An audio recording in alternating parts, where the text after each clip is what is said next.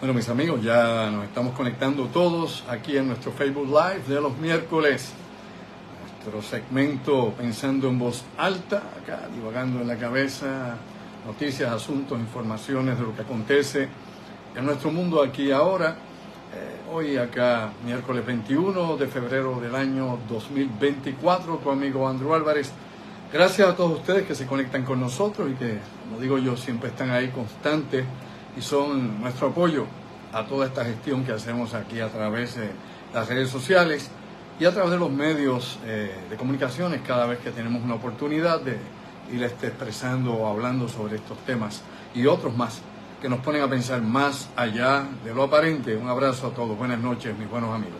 Bueno, antes de entrar en materia con los asuntos que tengo esta noche aquí, que voy a estar acá discutiendo con ustedes, divulgando acá un ratito, quiero anunciarle a los buenos amigos de la ciudad de Ponce, sí señor, mi ciudad, vamos a estar en Ponce el próximo mes de marzo, sábado 9 de marzo, apunten los amigos del área sur, los amigos cercanos a Ponce, Juanadía, Guayanilla, Guamo, bueno, toda esa Peñuela, etcétera, etcétera, Villalba y Adjunta, por decir algo de lo que hay en la región sur. A toda esa gente buena de allá que siempre están con nosotros y que asisten a nuestras convocatorias. Vamos a estar allá el sábado 9 de marzo a las 8 de la noche. ¿Dónde? En el Salón de Convenciones del Hotel Aloft, ¿sí? Donde está el Hard Rock Café en Ponce. Vamos a estar en el Hotel Aloft a las 8 de la noche presentando en el Salón de Convenciones nuestro conversatorio El Mundo en Guerra. Lógicamente actualizado, me explico. Cada vez que se presenta esta interesante charla, pues hay que añadirle, lógicamente, más información de lo que está aconteciendo aquí ahora, ¿no? Hay que ponerla, como decimos en buen español, update, ¿no? Al día, para que siempre pues esté, ¿no? En sintonía con lo que está ocurriendo aquí ahora en nuestro mundo. Y esa conferencia definitivamente pues es de impacto y va directamente a la médula de lo que está aconteciendo actualmente con esta situación de la guerra a nivel internacional. Y cuando digo la guerra a nivel internacional, pues obviamente tenemos diferentes focos de violencia sistematizada a través del globo terrestre. Es decir, tenemos muchas cosas que lamentablemente nos están empujando a una posible situación mucho más crítica y más difícil que la que ahora mismo estamos experimentando. Así que esta invitación es para todos los amigos allá del área sur. Vamos a estar en Ponce, nuevamente repito, el próximo sábado 9 de marzo en el Salón de Convenciones del Hotel Aloft, donde está el Hard Rock Café en Ponce, mi madre. Así que ya sabe usted dónde localizarnos y cómo localizarnos. Bueno, dicho todo eso, recordarles que la forma de ir o asistir a nuestra actividad es a través de nuestra producción en el teléfono 787-579-8600. Apunta, porque esa es la forma y la manera, obviamente, de separar tu participación, tu espacio con nosotros. Teléfono 579-8600, nuestra producción. Dicho todo eso, pues vamos directamente, ¿no?, al meollo de las cosas que nos ponen a pensar más allá de lo aparente. Precisamente había estado hablando el pasado viernes acá en La Otra Realidad con el ingeniero Orlando Pla, y había estado discutiendo también anteriormente en el miércoles pasado en este segmento de Pensando en Voz Alta. Había estado hablando precisamente de lo que estaba ocurriendo, ¿no?, en la frontera con la ciudad de Rafat, allá en Gaza, en la Franja de Gaza, y habíamos hablado de que se estaba armando, ¿no?, una gigantesca muralla, se estaba preparando toda una zona de protección junto al paso a la zona que se llama el buffer zone que tienen allí, ¿no?, la zona está para desmilitarizada que se supone que se separa a Egipto de Gaza. Pues bien, una noticia interesante que nos pone a pensar nuevamente si realmente las cosas se dicen como son o nos engañan, como casi siempre ocurre, porque los gobiernos no son nuestros amigos y es tiempo de que estemos conscientes de esa situación. Es que precisamente el gobierno de Egipto está preparando lo que dijo que no iba a hacer. Me explico. Está construyendo un campo de refugiados precisamente en el Sinaí, un campo que por lo que se ve hasta estos momentos y desde el punto de vista de los observadores que están en esa zona, indican que está siendo habilitado para poder tener una población de 150.000 gazatíes, es decir, 150.000 palestinos de Gaza que llegarían allí. Hemos escuchado desde el principio de este conflicto, ¿no?, desde el 7 de octubre, desde que se expresó en algún momento el presidente egipcio Al-Sisi, de que no iba a aceptar refugiados palestinos en Egipto, que no iba a permitir que entraran a su nación a través del desierto del Sinaí. Pero en estos momentos se están haciendo dos cosas, como he dicho, fortaleciendo y construyendo una gran muralla, una muralla de esta tipo, ya usted sabe, Troya, y luego, pues, están construyendo este campamento para las personas que van a ser desplazadas hacia Egipto. Tal vez esto es parte, ¿no?, de lo que se está negociando en estos momentos, y aquí especulo porque hay que decir las cosas como son. La realidad es que usted sabe que hay una conversación donde está Egipto muy activo, donde está Estados Unidos muy activo, donde obviamente Dubái está muy activo, y estos tres países en específico, inclusive también Emiratos Árabes, han estado negociando lo que podría ser, ¿no?, un cese al fuego por los próximos 3 meses, que a cambio de esos 3 meses de cese al fuego se liberen todos los prisioneros que todavía están bajo control de Hamas allá en la Franja de Gaza, y que esto permitiría desplazar entonces por el momento sobre 150.000 gazatíes que pasarían por la frontera hacia Egipto. De esta manera liberando un poco, ¿no?, la presión y la enorme cantidad de gente que está concentrada allá en el poblado o la ciudad de Rafah, que en estos momentos está bajo ataque de las fuerzas de defensa israelitas. Así que, ojo a todo esto, es lo que está en estos momentos sucediendo, es lo que no se discute aquí en Puerto Rico ni de casualidad, porque ya usted sabe muy bien que aquí el insularismo mediático, y lo repito por enésima vez, es la ley del día, ¿no? Es la payola política y es meramente el mismo pensamiento continuo, ya retrógrado, mediocre, el que siempre está a la disposición de lo que se le quiere decir al pueblo para mantenernos enajenados de una realidad mucho más vasta, más amplia, que cubre obviamente este planeta, que cubre esta aldea planetaria donde usted y yo estamos, y donde los acontecimientos que están ocurriendo siempre influyen, ¿no?, en el costo de vida suyo y sobre todo en el riesgo que podemos correr todos nosotros ante la posibilidad de que este conflicto pudiera escalar. Sabemos muy bien cuál es la situación con el Líbano en estos momentos, y hemos escuchado en varias ocasiones, ¿no?, al jefe de la organización Hezbollah estar indicando que están en la raya de comenzar o de entrar en un conflicto de gran escala contra Israel. Así que las cosas no se han arreglado. Todo esto parece ser los preparativos, esta construcción que se está haciendo allá en Egipto, para preparar el desplazamiento de lo que podrían ser los futuros refugiados que llegarían a Egipto, los gazatíes que saldrían, ¿no?, de la área de guerra y de combate. Luego, esto es importante que lo volvamos a recalcar. Aquí no se está hablando de una paz duradera, aquí se está hablando de varias cosas. Primeramente, de tener un gobierno dirigido por palestinos, por lo menos de forma autónoma dentro de la Franja de Gaza. Me explico, no es un Estado palestino, así que no hagamos pajas mentales. En ningún momento está sobre la mesa de ofrecimientos que se le está dando a Hamas e inclusive a la autoridad palestina que está allá en Cisjordania.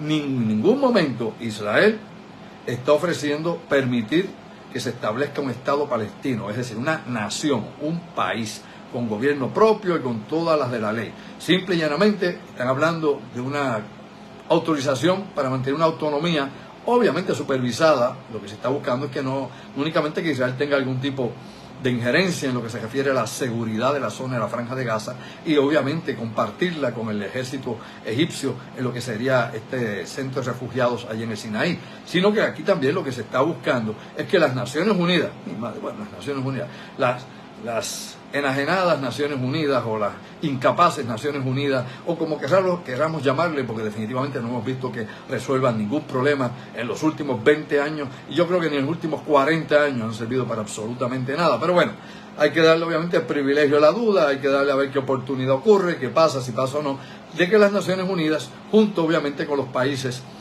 árabes, pues tengan alguna forma también de supervisión sobre lo que ocurra en este territorio, para supuesta y alegadamente evitar que grupos terroristas puedan gestionarse en aquel lugar, de que Irán, que no es árabe, ni pertenece a la Unión Árabe, ni es tampoco parte del nacionalismo árabe, ni es obviamente islamita al nivel de los sunitas, pues que Irán siga teniendo, como has tenido hasta ahora, influencia o injerencia en estar armando a Hamas, Hezbollah, a la resistencia islámica y a otras organizaciones de las que tantas veces aquí hemos hablado en el Oriente Medio.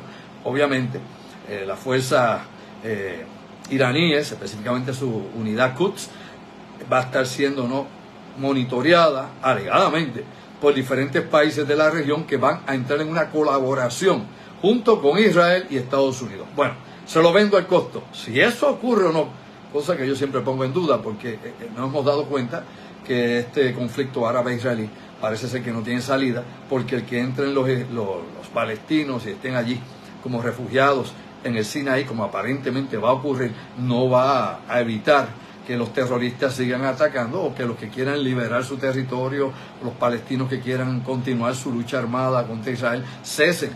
Así que mientras haya un gobierno sionista, definitivamente en el fondo, muchos de estos países con jerarquías árabes, muchos de estos países islamistas o países nacionalistas árabes van a tener siempre definitivamente una oposición contra un Estado sionista en medio de todo su territorio, no en medio de todo el Oriente Medio. O sea, no hay que ser muy genial. Pero vamos a ver qué pasa, vamos a ver qué fichas se sacan por debajo de la mesa. Dicho todo eso, quiero también hablar algo sobre lo que está pasando en Puerto Rico y sobre la pobreza en Puerto Rico. Es un tema que debería ser expuesto específicamente en un año electoral como este, ¿no? Cuando pues hay tantísimos candidatos que quieren llegar, ¿no?, a gobernar la colonia de Puerto Rico, o el Estado Libre Asociado de Puerto Rico, o el Commonwealth of Puerto Rico, o el territorio no incorporado de Puerto Rico, o el botín de guerra de Puerto Rico, llámele como ustedes la gana, es la misma bobería. O sea, estamos lamentablemente pues bajo un régimen que decide sobre nosotros, con una junta obviamente que tenemos encima de nosotros, esta junta que revisa todos los gastos del gobierno, esta junta que controla obviamente qué se hace o no se hace realmente en el Estado Libre Asociado, esta junta designada por el presidente Obama y que es parte y que obviamente ofrece sus reportes y sus informes al Congreso de los Estados Unidos. Definitivamente pues estamos sometidos ante la Junta de Control Fiscal o la Junta de Supervisión Fiscal. Es exactamente la misma cosa, una cosa o la otra. Pero dicho eso, pues bueno, obviamente los márgenes de pobreza en Puerto Rico son terribles, ¿no? Puerto Rico, el censo que se hizo, el pasado censo del 2020 al 2021, demostró que el 50% de las familias en Puerto Rico viven bajo márgenes de pobreza. Me explico. Dentro del marco de referencia de los 50 estados, allá en el territorio de los Estados Unidos continental, incluyendo Hawái, Alaska, inclusive Islas Vírgenes estadounidenses y todos los demás territorios, Guam y todo lo que pueda pasar por ahí, Marshall, las Islas Marshall, todo lo que usted quiera buscar en conectarlo. La realidad es que, de acuerdo, ¿no?, a la referencia y a la comparativa que se hace con el per cápita y con lo que gana la gente allá y con el nivel de vida que se vive en los Estados Unidos y sus posesiones, el 50% de nuestras familias viven bajo márgenes de pobreza.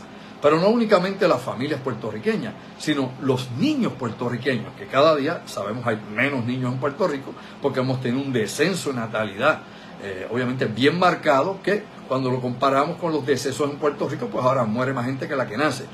Una fórmula sumamente negativa que ya está más que entendida, primeramente, por los antropólogos, por los sociólogos, por los demógrafos, por las personas que trabajan con obviamente los nacimientos y las muertes en el país, ¿no?, y todo lo que tiene que ver con esto. Ahí se me trabó hasta la palabra, pero bueno, por ahí sigue. La cuestión, obviamente, demografía.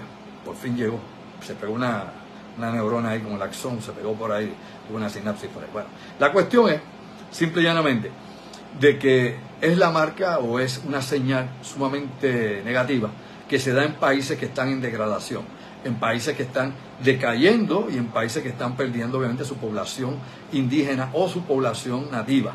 Y Puerto Rico está en ese proceso, no solamente por menos nacimientos, sino también por la gran cantidad de personas que se han ido a la diáspora, que se han ido fuera de Puerto Rico, no solamente a Estados Unidos, sino a tantísimos lugares del mundo, a muchos destinos diferentes. Ahora, dicho esto, ¿qué nos da precisamente este censo? Que no solamente el 50% de las familias viven bajo márgenes de pobreza, sino que la pobreza infantil en Puerto Rico es de un 60%, mastica con las neuronas. ¿Qué quiere decir esto?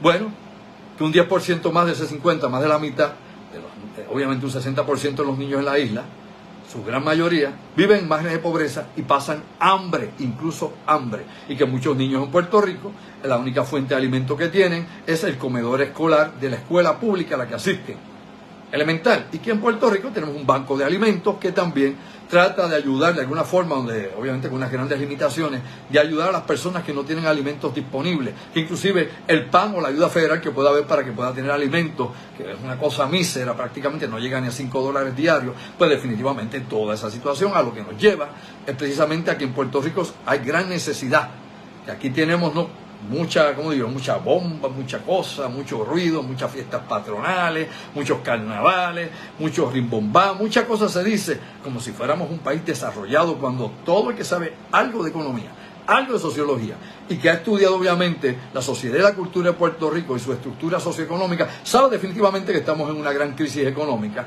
y que tenemos una gran crisis social.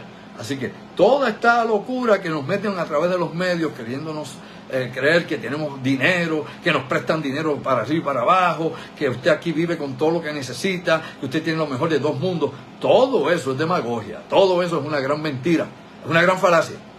Y hay que hablar a calzón quitado y decirle a la gente, despierta durmiente porque es que no te has dado cuenta todavía de la realidad. Tal vez tú estás bollante, qué sé yo, vives muy bien, tienes un gran trabajo, felicidades, siga adelante por su familia.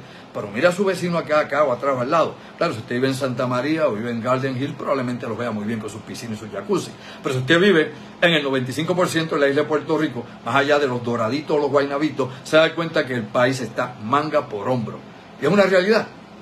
El que no se ha dado cuenta de eso está total y completamente enajenado, necesita atención rápida y medicación en psiquiatría, o vive fuera de la isla y está enajenado de lo que aquí ocurre. Aquí, más allá de cualquier ideología política o cualquier, ¿qué diría yo?, partidismo particular que cada cual quiera tener, la realidad puertorriqueña es esa. Y tenemos que ver qué se hace con eso. Y nuevamente, vuelvo a señalar, la oferta política en Puerto Rico no tiene la capacidad de poder resolver esa situación. Hombre, llevamos más de 100 años con esa situación y obviamente llevamos ya 70 y pico de años de Estado Libre Asociado, de la década de los 50, y seguimos en el marasmo.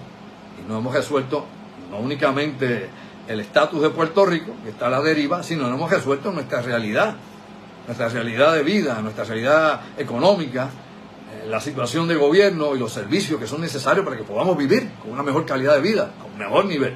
Bueno, dicho eso, aunque yo aquí casi nunca dedico mucho tiempo a ese tipo de discusión, porque yo no soy partidario de la politiquería del país, ni apoyo candidato alguno, ni me importa ninguno, simple y llanamente soy ciudadano, aquí soy uno más en la fila, yo simplemente expreso lo que yo pienso, yo no hablo a nombre del pueblo de Puerto Rico, y cada vez que escucho a algún mamalón o alguna tonta decir que habla a nombre del pueblo de Puerto Rico, es una falta de respeto a la inteligencia y obviamente a la dignidad del pueblo, porque mucha de esta gente se llena la boca y simplemente su ejemplo no es el mejor, ni ético ni moral, y definitivamente cuando uno ve la hoja de trabajo da vergüenza ajena lo que presentan ahí. Dicho eso, para raspársela duro y al que le guste, y al que no, vamos directamente a otras cosas que nos ponen a pensar más allá de lo aparente. Pero de nuevo, Puerto Rico tiene zonas que están obviamente, como diría yo, deprimidas económicamente hablando. Muchas barriadas en Puerto Rico, muchas zonas que ya no tienen ni siquiera industria, ni trabajo, ni producción ninguna, especialmente en la montaña de la isla de Puerto Rico. Y también en muchos pueblos de la costa. Vayan a Guabo y vean cómo se vive allí, los márgenes de pobreza y desempleo que hay. O vaya a Maricao. Bueno, el ejemplo más grande que se da en este reporte de estudio que hay sobre la pobreza y la niñez en Puerto Rico, lo que nos representa precisamente y lo que nos expone es a Maricao como el ejemplo de lo que ocurre obviamente en los países, en los pueblos de la montaña de Puerto Rico, nuestra pequeña isla, y lo que pasa también en muchas otras zonas que están, como he dicho, deprimidas económicamente, que son arropadas por el crimen, donde obviamente estas pandillas que se dedican al trastiego de droga y a la delincuencia, pues ahí tienen caldo de cultivo, donde sacan muchísima gente. Por eso usted podrá arrestar todos los días a alguien relacionado con las drogas y tiene más gente porque es un network elemental. Sale uno, entran 10, la gente buscando comenyares, la gente buscando dónde vivir, de qué vivir. Y algunos que se quieren buscar fácil, aunque fácil aquí quiere decir que te dan plomo, plata o terminas preso. Y ese es el problema de toda esta situación. Bueno, dicho eso, importante también recalcar. Lo que hay precisamente en la zona de Maricao, obviamente nos tiene que preocupar sobremanera. Allá el 64% de las familias viven en margen de pobreza extrema dentro de la referencia de lo que es, obviamente, el marco de referencia de los Estados Unidos. Si los comparamos con Haití, bueno, no sea zángano, hombre. ¿Cómo vamos a estar comparando con Haití? O si nos vamos a comparar con Venezuela en la crisis que tiene económica y en la criminalidad rampante que tiene Venezuela y en un gobierno criminal y metido en tráfico de drogas y de intereses minerales y explotando el país, pues lógicamente.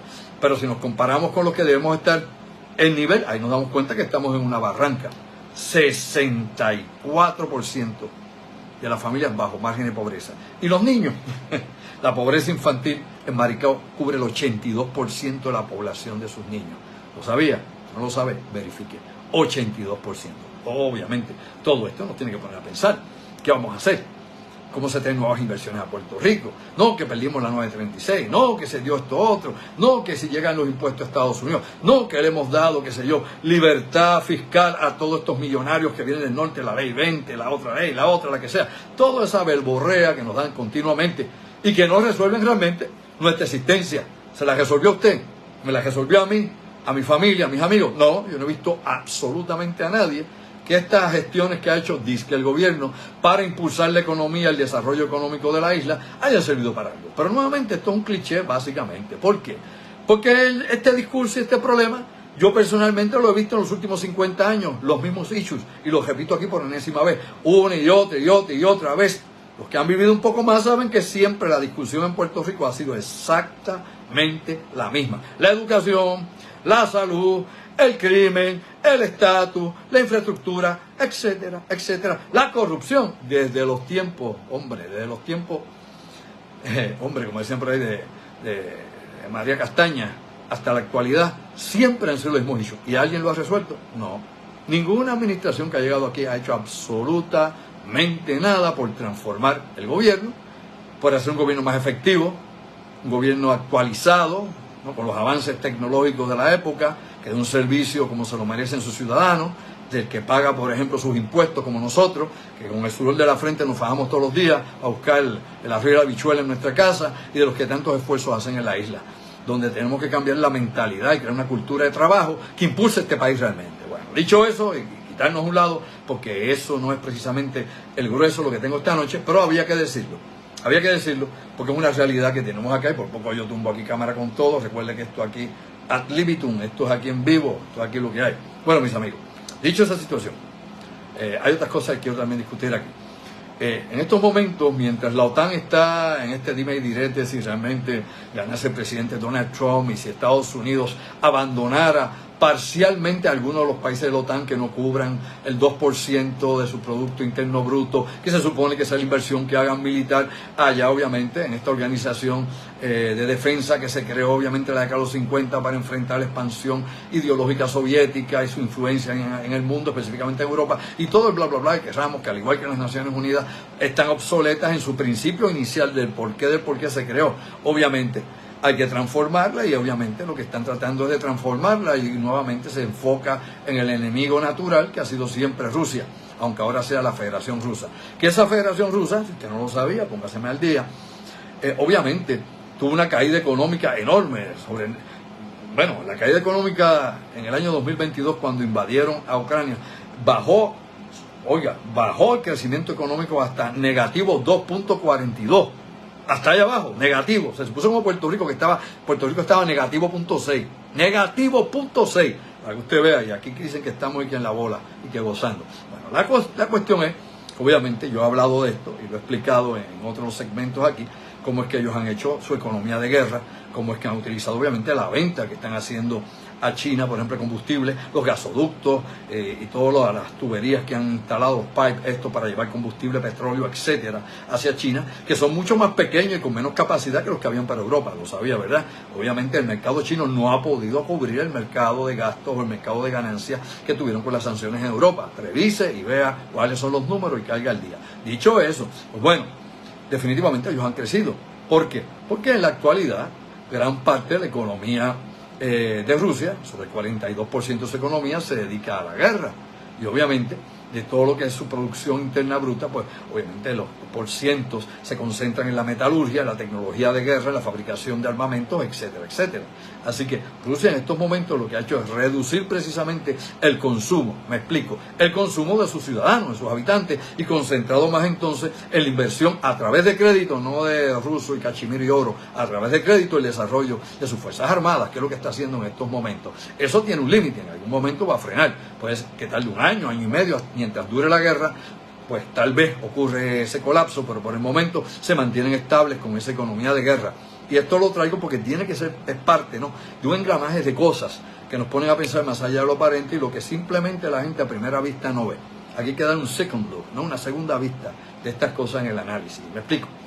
Por ejemplo, dicho eso, si se hace un análisis económico de la Federación Rusa, antes de la invasión o la operación especial en Ucrania, luego de la operación militar en Ucrania, te vas a dar cuenta que Rusia ha hecho nuevamente que reenfocó y volvió al antiguo hábito económico de la Unión Soviética. Sí, vamos a hablar cómo es. La Unión Soviética concentraba prácticamente todos sus recursos económicos en que en su bloque militar verifique, vaya la historia, póngase al día, estudie el asunto, escudriña y va a ver exactamente así. ¿Qué ha hecho ahora? Pues bueno, están repitiendo el mismo método, la misma forma, la misma manera que tenían en la Unión Soviética durante un periodo de guerra en estos momentos.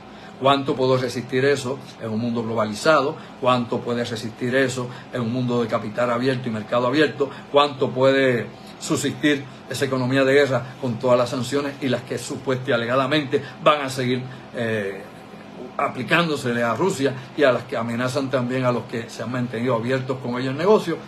Yo no lo sé.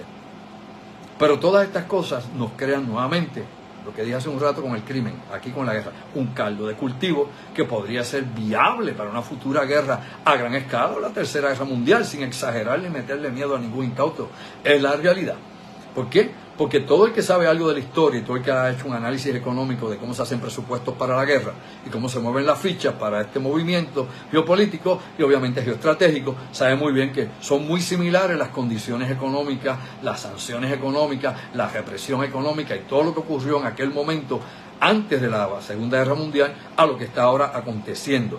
Recuerden que en este siglo no hemos tenido todavía una gran guerra. No ha habido ninguna gran guerra, ¿ok? Invadimos Afganistán, invadimos Irak, pero no fueron guerras que se expandieron. Recuerden también que el Oriente Medio, el Medio Oriente, ha tenido guerras estacionarias. ¿Qué son guerras estacionarias y guerras asimétricas? Bueno, todas estas cosas se conectan, ¿no? Están conjugadas. Guerra proxy, guerra asimétrica, guerra por región, zona, guerra de guerrilla, terrorismo, etcétera. Son muchas formas y maneras donde se pelea una guerra, tratando obviamente de tener, como he dicho en otras ocasiones, bajo impacto pero gran efectividad. Es decir, donde se gasta lo menos posible y donde las superpotencias no pelean una con otra. ¿Me explico? Las superpotencias nucleares no pelean entre ellas, hacen guerras proxy. Lo sabemos, ¿verdad? Claro. Pero las superpotencias nucleares pierden guerra. Contrario a lo que algunos analistas dicen, porque realmente no conocen el contexto de la guerra, o no conocen eso, conocen, qué sé yo, de la política básica, pero no de la política de la guerra. Y recuerde que la guerra es la política por otros medios, o de otra forma o manera, y que al final de cuentas la guerra se sirve a sí misma, no a los principios políticos iniciales. Pero bueno, aquí aclarando esto, la Unión Soviética era una potencia, una superpotencia nuclear. Perdió en Afganistán, perdió vergonzosamente en Afganistán, lo sacaron a patadas los mujahidines y luego 2 años después colapsó la Unión Soviética. ¿Es o no es así? La historia, básico. Estados Unidos, la otra superpotencia nuclear del siglo XX y del siglo XXI. Digo del siglo XXI porque sigue estando a la vanguardia de tecnología, por más que haga propaganda Putin diciendo que tiene armas de la A a la Z, hipersónica y 40.000 cosas, pero no se ven. Es bla bla bla para los incautos de nuevo, para obviamente la política interna de control en su propio país para mantener a sus ciudadanos, ¿no?, bajo el sueño o la ilusión, y para meterle miedo, si no es disuasión, a los demás. Pero bueno, claro, ese punto, aquí, directo al tuétano y al análisis como es. Bueno, Estados Unidos lo sacaron de que a patada.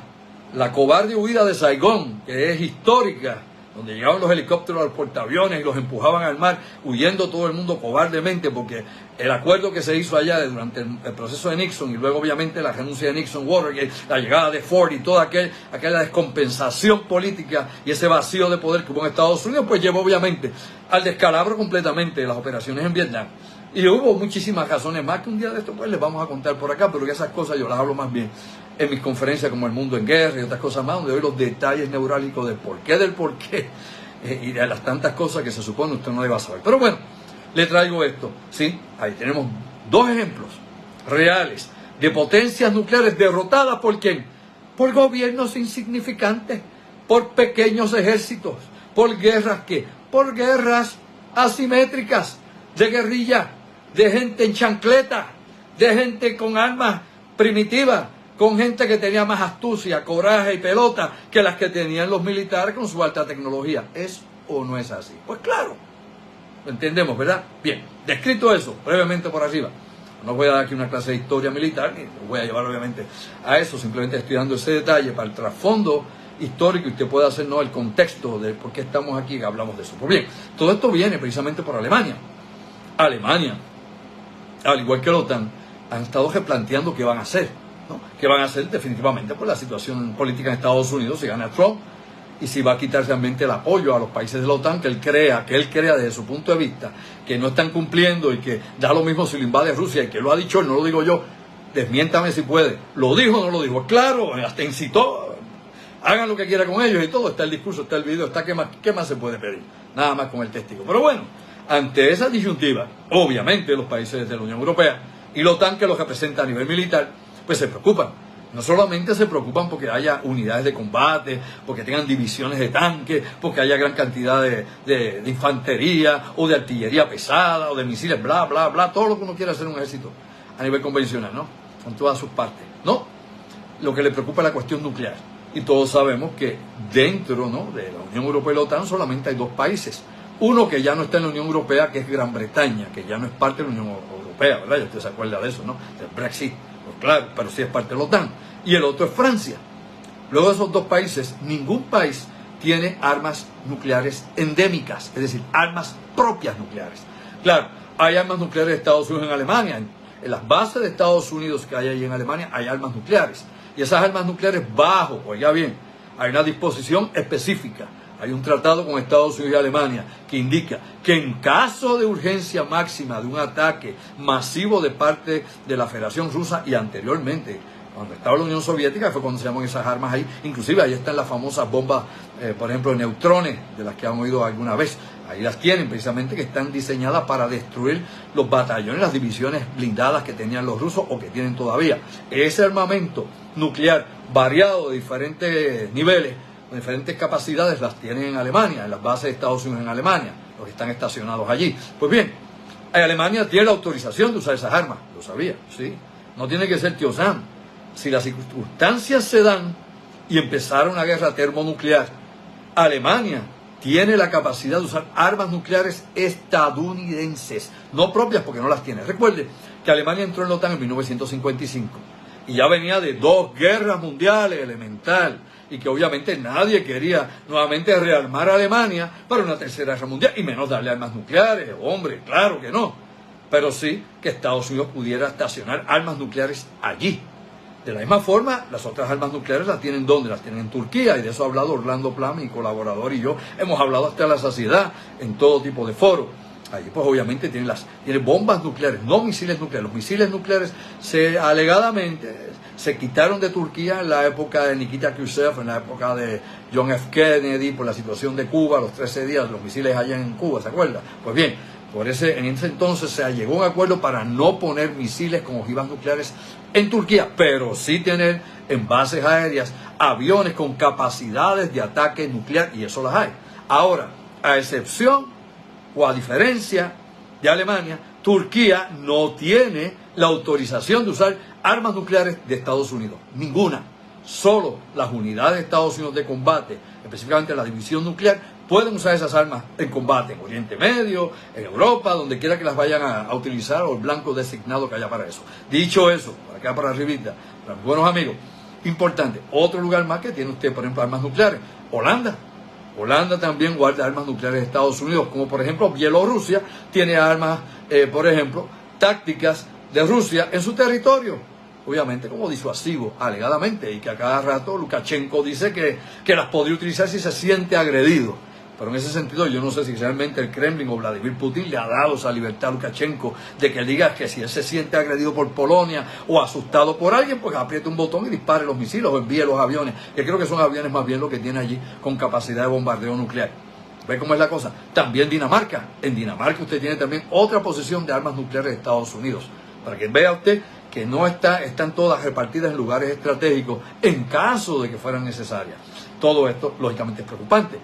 Y lo que vengo con todo esto es que precisamente Alemania lo que plantea, junto con otros países de la OTAN y la Unión Europea, es que ellos necesitan sus propias armas nucleares. De la misma manera que Ucrania, que antes tenía la mayor cantidad de armas nucleares de la antigua Unión Soviética, cuando en el 91 la Unión Soviética desapareció después de la perestroika, ¿no? Después de Glasnost, ¿verdad? Después de la guerra de allá que perdieron miserablemente en Afganistán, y de todas esas reformas que trajeron y los movimientos internos y la quiebra masiva del sistema soviético, y Mr. Gorbachev y su obra. Pues bueno, después de todo eso, pues obviamente la mayor parte de las armas nucleares estaban allí estacionadas. ¿Dónde? Pues en Ucrania. Y usted sabe que hubo entonces un acuerdo para que Ucrania adquiriese su independencia, y eso fue uno de los primeros tratados.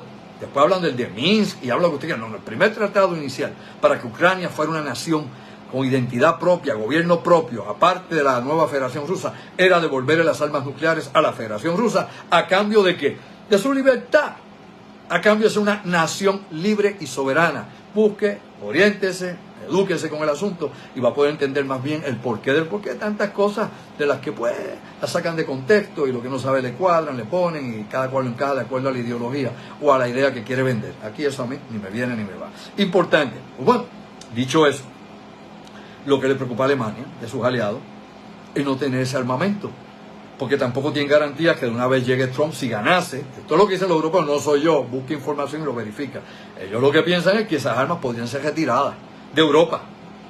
Una decisión en una negociación con Putin, en esa camaradería especial que por alguna extraña y misteriosa razón hay entre Trump y entre Putin. Busque la fecha en que Trump viajó a Moscú para que despierte durmiente. Hay muchas cosas de las que se supone usted no va a saber y que obviamente los republicanos no saben, pero hay tantas cosas más que se saben en la comunidad de inteligencia de las cosas que se han hecho. Pero bueno, después de ese primer viaje a Moscú, Putin y Trump se hicieron uña y carne y mugre. Pero bueno, eso es para hablarlo, no aquí. Queremos vivir un poco más. Eso es para hablarlo obviamente en nuestros conversatorios. Bueno, dicho eso, a lo que voy. Pues bien, lo que quiere Alemania es armas nucleares propias, como las quiere Ucrania. O sea, Ucrania entregó las armas nucleares, ahora Ucrania, usted sabe muy bien que a cada rato, tanto Zelensky como sus ministros han estado sugiriendo que ellos quieren tener armas nucleares disponibles, que si no le van a dar más armamento les permitan tener armas nucleares. Pero usted se imagina, Ucrania en guerra con armas nucleares contra los rusos con armas nucleares, se acabó. O sea, esto sería obviamente un holocausto nuclear, no habría forma de sobrevivir. Obviamente nadie inteligente de ninguna parte del mundo, ni de la OTAN, ni Estados Unidos, ni nadie le va a dar armas nucleares a Ucrania para absolutamente nada. Pero por otro lado, Alemania quiere tener sus propias armas nucleares. Como Japón, lo sabe, ¿verdad? Quiere tener sus propias armas nucleares. Japón, en muchísimas ocasiones, nuevamente, desde su ministro de guerra hasta el primer ministro japonés, todos han hablado de volver a rearmar a Japón y en esta ocasión añadir armamento nuclear a su arsenal. E incluso en Corea del Sur también hay un movimiento político interno en el gobierno y en las Fuerzas Armadas para armar con armas nucleares a Corea del Sur. Así que esto se puede salir de control en algún momento. El club nuclear puede expandirse de tal manera que no habría ni tratados ni acuerdos que pudieran garantizar algún tipo de mínima seguridad en caso de que estas armas nucleares estén proliferando por todas partes. Por eso es que se trata de evitar que haya esta carrera armamentista y que estas cosas puedan llegar a los peores márgenes posibles, ¿no? El peor destino posible. Así que Alemania obviamente tiene esa cabeza ahora. Los países aliados, si se llevan las armas nucleares de aquí, ¿cuál es el disuasivo que tenemos? Si este señor gana la presidencia y decide quitar parte del apoyo o separarse de la OTAN, aunque hay una ley actualmente que fue aprobada por el Congreso y por el Senado de Estados Unidos durante la época ahora de Biden, que evita o prohíbe que ningún presidente de Estados Unidos pueda salirse, desligarse de la OTAN. Pero, en tiempos de Trump muchas cosas pueden pasar, y lo hemos visto en el pasado. Tal vez lo decide. Yo no digo que sea bueno o malo. Obviamente estratégicamente es un fallo y estaríamos entregando todo por nada. Bueno, dicho eso, a lo que vamos con esto. Bueno, otros asuntos más importante antes de que nos vayamos hoy acá, que no me puse ni el reloj, así que no he llevado el tiempo, perdonen ustedes si me he extendido mucho. Claramente también está a través de todos los medios de noticias internacionales el asesinato de ex piloto ruso de combate de helicóptero Maxim Kuzminov. Maxim Kuzminov fue encontrado el 13 de febrero de este mes, asesinado en un garaje allá en España, en Alicante, ¿no? En la provincia de Alicante. Fue encontrado por la policía, y aquí lo interesante es que hay mucha información de la que ustedes se supone no deban saber. Aquí lo interesante de todo esto es que los medios rusos lo publicaron antes que los españoles. Aparentemente sabían la noticia antes que la supieran los medios de noticias de España o que inclusive la policía española. Así que póngase a pensar más allá de lo aparente. Aquí entra nuevamente el GRU, que es la unidad especial, ¿no? Es precisamente la inteligencia que brega con operaciones internacionales de la Federación Rusa, que tiene una larga lista de objetivos y allá no se perdona. Este tipo era obviamente un traidor para la Federación Rusa, fue un desertor, y que cuando se llevó su helicóptero, un Mi-8, que fue el helicóptero de guerra que él se llevó hacia Ucrania en el pasado mes de septiembre del 2023, iban 2 tripulantes adicionales con el helicóptero y que alegadamente no sabían que él estaba desertando.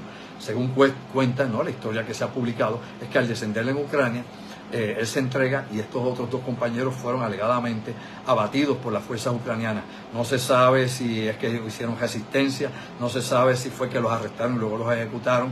Hay quienes dicen que estaban desarmados, pero hombre, por amor a Dios, boludo, un helicóptero de guerra en escenario de guerra, jamás su tripulación va desarmada. Mastique con las neuronas, aprendamos la verdad. Jamás un helicóptero de combate, aunque sea medic, que vaya a recoger el herido, jamás en un campo de guerra, jamás va desarmada su tripulación.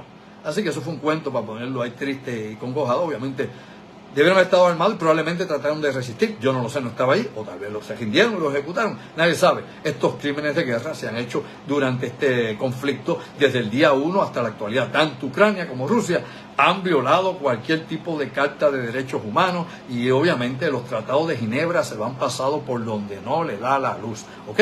Así que esto es importante. Pero por otro lado, y con esto cerramos ya, el Ministerio de Defensa de Rusia acusó precisamente esta semana a los Estados Unidos de estar dándole armas químicas, supuestamente y alegadamente armas químicas al ejército ucraniano. Bueno, no le están dando casi nada, le han bloqueado todas las ayudas, pero bueno, según los rusos les están enviando y dicen que armas químicas. Entre estas armas químicas hay por lo menos 5 injerencias o 5 fechas específicamente donde el ejército o las fuerzas rusas indican de que sus soldados fueron afectados por algún tipo de sustancia o elemento químico arrojado por drones, por granadas, por morteros o ataques en combate contra las tropas ucranianas allá en el frente de batalla en Ucrania. Alegadamente dicen ellos que gas lacrimógeno, que le han arrojado gas lacrimógeno. Bueno, pero el gas lacrimógeno nos los arrojan a nosotros acá en cualquier marcha en Puerto Rico a cada rato, eso no es así.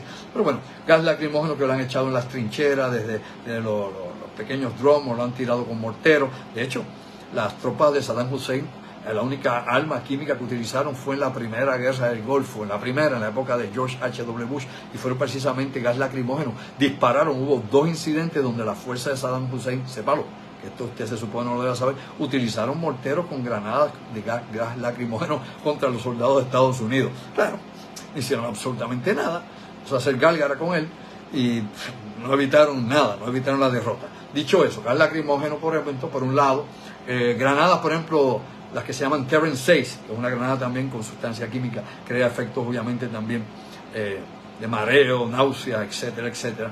Antroquina, que obviamente es tóxica, esto es lo que dicen los rusos, no lo digo yo, ni lo dice nadie más, los rusos. No hay evidencia, de esto lo presentan los rusos, como tantas cosas ellos han presentado, pero que para esto hay que presentar evidencia y ver quién va a lidiar en esto.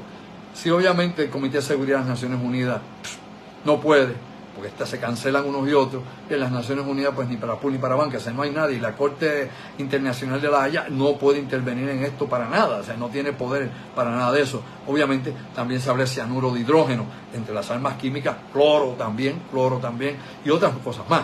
O sea, que ellos hacen una larga lista en 5 incidentes donde supuestamente y alegadamente Ucrania ha usado armas químicas. Claro, acusaciones estas se han dado muchas.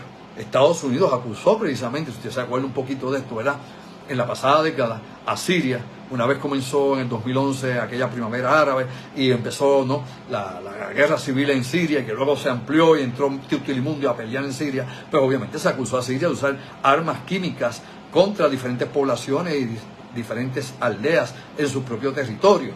Y ahí se hicieron querellas y se usó de todo. Incluso el presidente de aquel entonces de Estados Unidos, Barack Hussein Obama, movilizó la flota de los Estados Unidos en el Mediterráneo para comenzar represalias contra Siria, y que en aquel momento frenó porque se metió precisamente Vladimir Putin y Assad, que es el presidente actual de Siria, y era el presidente en aquel momento, para allá más o menos, sería más o menos cerca del 2015, 2014, por ahí más o menos. Assad reclamó obviamente el acuerdo que había de mutua defensa y colaboración con la Unión Soviética que había firmado su papá y que en la actualidad lo heredó la Federación Rusa de Putin, y obviamente Putin dijo que era aliado de Siria y que ellos iban a intervenir y qué sé yo qué más, y ahí pues aparentemente Obama, para evitar que esta cosa llegara a un conflicto sin control, le dio vuelta atrás a los aviones y portaaviones y se fueron nuevamente a sus bases, y no hubo el ataque que se había anunciado contra Siria, directamente contra el gobierno de Assad. Cosas de la vida. Recuerden, mis amigos, vamos a estar el sábado 9 de marzo en el Hotel Aloft en Ponce, donde está el Hard Rock Café, en el salón de actividades del Hotel Aloft en Ponce, allí en el primer nivel. Vamos a estar con ustedes con el conversatorio update, puesto al día, obviamente, lo que está pasando ahora mismo, del mundo en guerra, audiovisual. Los amigos que fueron a Isabela saben lo que había ahí, los que estuvieron aquí en el área metropolitana vieron lo que había ahí, vieron lo que hay, el material, la profundidad, lo que se supone usted no deba saber, las discusiones neurálgicas de todo este esquema a nivel global y de las cosas que vienen en camino, lo que por aquí no se dice y lo que por ahí nadie publica, para despertar y ver la evidencia y entender el porqué del mundo este loco y sin idea que tenemos. Recuerde, eso es el sábado 9 de marzo, 8 de la noche, en el Hotel Aloft en Ponce, allá en Hard Rock Café, donde está Hard Rock Café y en Ponce, allí mismo, estacionamiento gratis, allí está la entrada. Usted simplemente se comunica con nuestra producción al 787-579-8600. Apunta.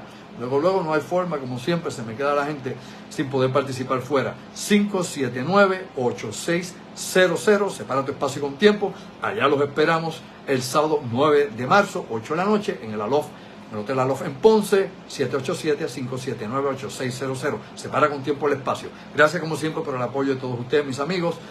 Aviso desde ahora, la otra realidad no va a ser este viernes, porque este viernes yo tengo un compromiso y Denis tiene un compromiso de trabajo. De hecho, hasta Orlando se está enterando por este medio. Vamos a estar el sábado. Este sábado, a Dios mediante, vamos a estar con la otra realidad a las 8 de la noche. No viernes, sino sábado, obviamente por compromisos de trabajo. Pero le agradezco como siempre el apoyo. Los espero el sábado en la otra realidad a las 8 de la noche, como siempre, a través de este medio, a través de mi telefonito. Nada de cosas sofisticadas, esto es bien orgánico. Gracias a ustedes por el apoyo. Un abrazo siempre. Un poco de agua acá. Porque yo no soy camello y necesito agua, y se lo agradezco a ustedes, como siempre. Ojo visor, oído en tierra. Sayonara. Se cuidan. Pendiente del mundo, que hay cambios momento a momento. Buenas noches.